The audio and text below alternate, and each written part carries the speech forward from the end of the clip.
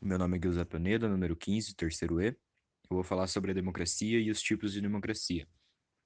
Bom, democracia é um sistema de governo que, em teoria, o povo assume poder sobre o próprio povo. Então, as decisões políticas são tomadas pelo povo e não por um representante com um poder único. Para que isso seja alcançado, a democracia sempre segue alguns princípios fundamentais. Por exemplo, a liberdade individual e a liberdade de expressão vetado ao anonimato, e igualdade de direitos políticos entre os cidadãos. A democracia tem alguns tipos, eu vou citar aqui a democracia direta e indireta. A democracia direta é quando o povo toma diretamente as decisões políticas através de assembleias e votações populares. Esse modelo é obsoleto porque ele é inviável em grandes contingentes populacionais.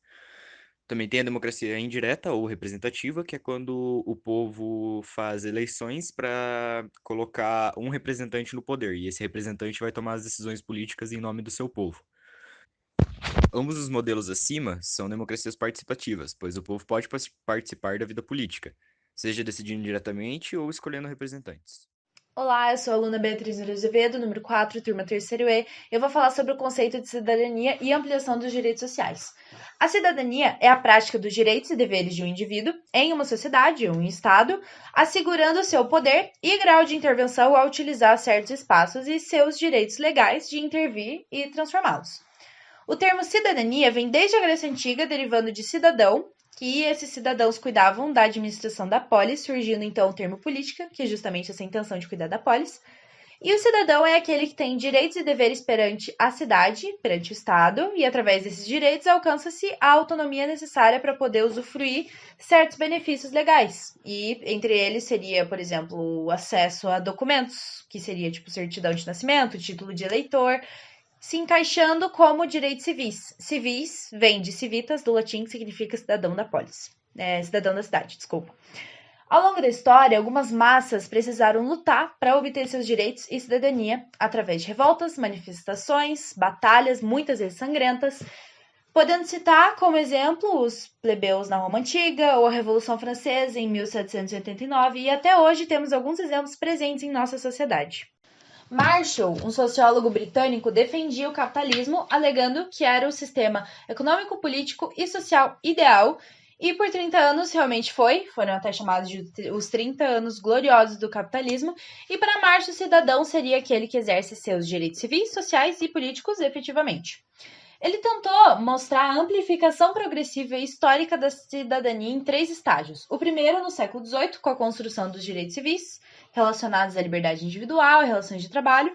Depois, no século XIX, foram os direitos políticos. Os trabalhadores passam a ter direitos e buscam melhores condições de trabalho por meio da democracia, como, por exemplo, através do sindicato.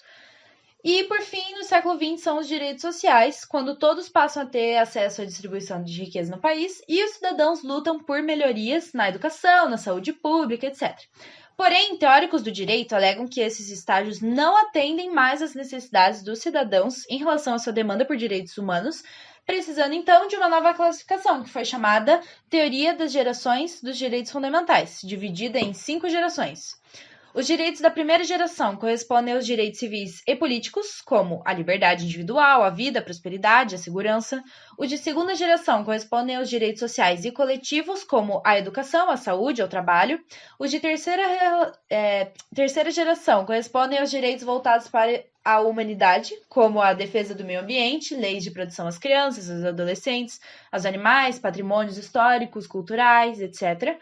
Os de quarta geração seriam os direitos à informação e à democracia, e os de quinta geração são os direitos voltados para o avanço tecnológico a partir da informática, a partir da cibernética, envolvendo as questões éticas também presentes, né?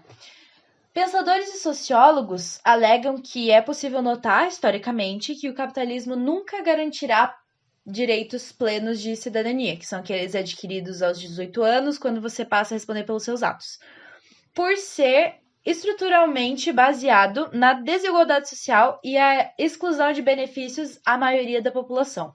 A partir disso, movimentos socialistas e libertários na década de 1960 exigiram igualdade de direito para as mulheres, para os jovens e para as minorias no geral, incluindo LGBTs, negros e indígenas, né, nos Estados Unidos, tomando como uma data símbolo destes movimentos 1968.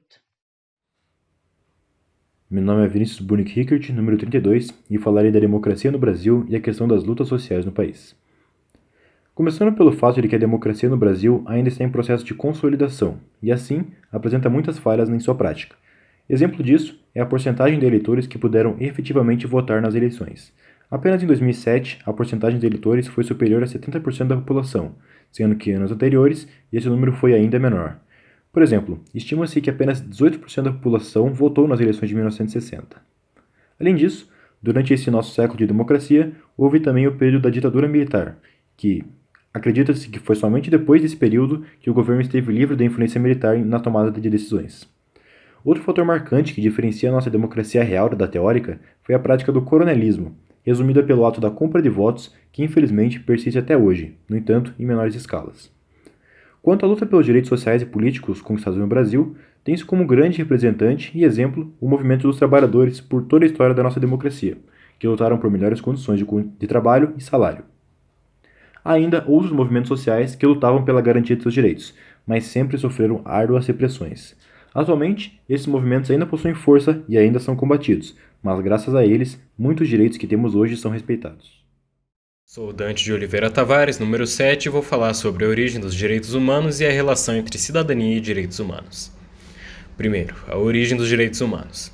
O primeiro registro de um documento que remete aos direitos humanos é o Cilindro de Ciro, antigo rei persa que conquistou a Babilônia e libertou seus escravos. Apresentou liberdade de religião e também a abolição da escravatura naquela época.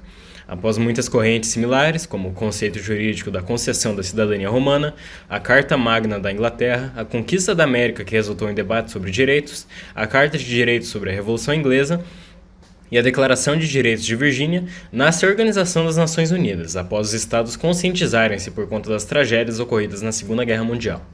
A criação da ONU promove o progresso social, a tolerância, paz e solidariedade, e em 1948 proclamou-se a Declaração Universal dos Direitos Humanos, que prevalece até os dias atuais, delineando os direitos humanos básicos como o direito de viver, liberdade de expressão, respeito às etnias, gêneros e a todos os indivíduos serem tratados de forma igual. Parte 2. A relação entre cidadania e direitos humanos. A cidadania apenas existe com a mutualidade entre os direitos humanos e os deveres que só podem ser cumpridos com a usufruição do primeiro. Compreendida como exercício de ambas as coisas, permite a atuação e decisões do indivíduo em sociedade, de maneira harmoniosa e democrática. Assim sendo, todos os cidadãos estão ligados a essas duas condições, que são diretamente dependentes uma da outra. Eu, Gabriel Fagundes, número 17, terceiro E. A cidadania do Brasil. No Brasil, ainda há muito o que fazer em relação à questão da cidadania, apesar de extraordinárias conquistas dos direitos após o fim do regime militar, entre 1964 e 1965. Mesmo assim, a cidadania está muito distante dos muitos brasileiros, pois a conquista dos direitos políticos, sociais e civis não conseguiu ocultar o drama de milhões de pessoas em situações de miséria, altos índices de desemprego, taxa significativa de analfabetos e semi-analfabetos, sem falar no drama nacional das vítimas de violência particular e oficial. Conforme sustenta o historiador José Murilo de Carvalho, no Brasil, a trajetória do direito seguiu a lógica inversa daquela descrita por Thomas Humphrey Marshall. Primeiro vieram os direitos sociais, implantados em um período de supressão dos direitos políticos e de redução dos direitos civis, por um ditador que se tornou popular, Getúlio Vargas. Depois vieram os direitos políticos. A expansão do direito do voto deu-se em outro período editorial, em que os órgãos da repressão política foram transformados em decorativa do regime militar. A pirâmide dos direitos no Brasil foi colocada de cabeça para baixo. Pedro Luiz Nóbrega Machado, número 26, terceiro E. A cidadania designa os direitos do cidadão, o indivíduo que faz parte da sociedade, que participa das decisões políticas e dos negócios da cidade em que vive. Já a democracia é o formato de governo na política. Qualquer cidadão é considerado elegível e pode se candidatar aos cargos governamentais. A relação entre as duas está justamente em seus conceitos. É imprescindível para a formação de um governo democrático que os cidadãos pratiquem sua cidadania. Em relação à formação dos direitos, os direitos de desejo ser eleito são direitos políticos de voto e de acesso ao cargo político. As instituições públicas relacionadas aos direitos políticos são os órgãos legislativos, representativos e executivos. Ele garante que todo mundo tem o direito de eleger e ser eleito. Voto restrito. Inicialmente, inúmeras restrições limitavam a participação política de todos os cidadãos. O direito de eleger e ser eleito manteve restrito-se aos homens adultos. O voto censitário impunha padrões de renda e escolaridade. Direitos sociais, que são autoexplicativos. A Constituição Varguista, a Constituição de 1964, instituiu uma meticulosa regulamentação das condições de trabalho, estabelecer o salário mínimo, a jornada de trabalho de 8 horas, o repouso semanal, as férias remuneradas, a indenização por dispensa justa causa, a assistência médica ao trabalhador e à gestante. Foi proibido pela nova Carta do Trabalho ao trabalho de menores. A quarta geração de direitos. A quarta geração de direitos da cidadania agrega demandas provenientes de novos tipos de movimento social, como a das minorias étnicas e culturais, por exemplo, os homossexuais, movimentos ecológicos e feministas.